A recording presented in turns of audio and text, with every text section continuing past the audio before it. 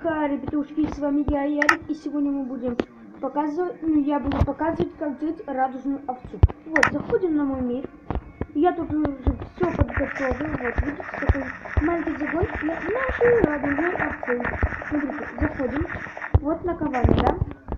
Обязательно берем такую не поломанную, вот, самую нормальную. Заходим, ложим наши переименовалки.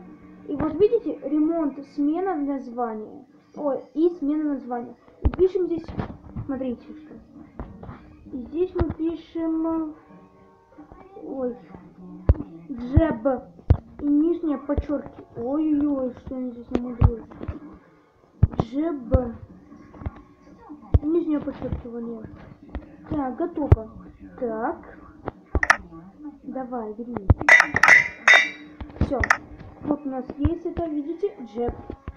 Берем спаун овцы. Вот, видите, овечка. И переименовала. И началось. И вот есть у нас наша радужная овечка. Как же мы рады, да, она такая радужная.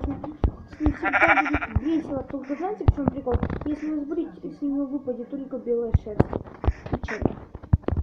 Я вас прекрасно понимаю. Ты что жрешь, падла? Ну и всем спасибо за просмотр. С вами был я, Ярик.